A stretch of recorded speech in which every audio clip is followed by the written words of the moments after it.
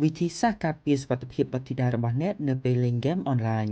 ក្នុងយុគសម័យនេះក្មេងៗមានឱកាសអាចលេងហ្គេមអនឡាញបានច្រើនជាងមុនខណៈពេលដែលសកម្មភាពនេះក៏អនុញ្ញាតឲ្យកូនៗរបស់អ្នកអាចភ្ជាប់ទំនាក់ទំនងជាមួយនឹងបុគ្គលដទៃទៀតមិនថាស្គាល់ឬមិនស្គាល់នោះទេ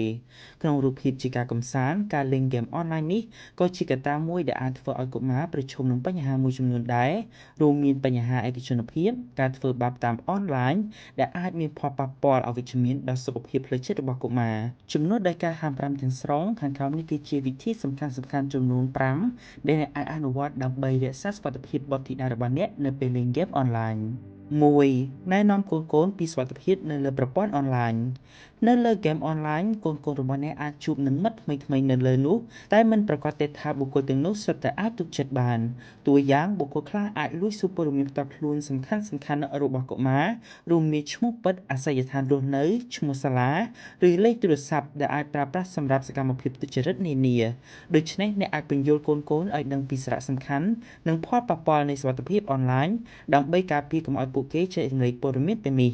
2ប្រើមុខងារគ្រប់គ្រងដោយឪពុកម្ដាយឬ Parental Control ការប្រើប្រាស់មុខងារគ្រប់គ្រងដោយឪពុកម្ដាយឬ Parental Control ពិតជាមានសារៈសំខាន់ក្នុងការការពារសុវត្ថិភាពរបស់កុមារព្រោះមុខងារនេះអាចអនុញ្ញាតឲ្យឪពុកម្ដាយតាមដានពីសកម្មភាពរបស់កូនៗនៅលើអនឡាញដើម្បីការពារកូនៗពីការប្រើប្រាស់ហួសព្រំដែននិងការពារមិនឲ្យមានទំនាក់ទំនងជាមួយនឹងជនទុច្ចរិតជាដើម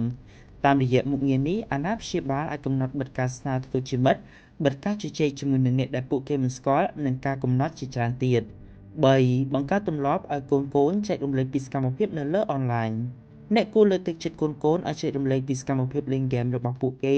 ដោយអ្នកអាចចាប់ផ្ដើមពីការសម្ដែងធ្វើជាចាប់អារម្មណ៍ទៅលើហ្គេមទាំងនោះសាកល្បងឲ្យកូនៗបង្ហាញពីរបៀបលេងក៏ដូចជាសួរសំណួរផ្សេងៗទៀតយ៉ាងណាមិញអ្នកត្រូវប្រាកដចិត្តថាសំណួរទាំងនោះនឹងមិនធ្វើឲ្យកូនៗមានអារម្មណ៍ថាតានតឹងឬភ័យខ្លាចក្នុងការចែករំលែកតែត្រូវធ្វើយ៉ាងណាឲ្យពួកគេមានអារម្មណ៍ថារីករាយនិងរំភើបក្នុងការជជែករឿងនេះជាមួយអ្នក4ជ្រើសរើសហ្គេមដែលសមស្របទៅតាមអាយុរបស់កុមារ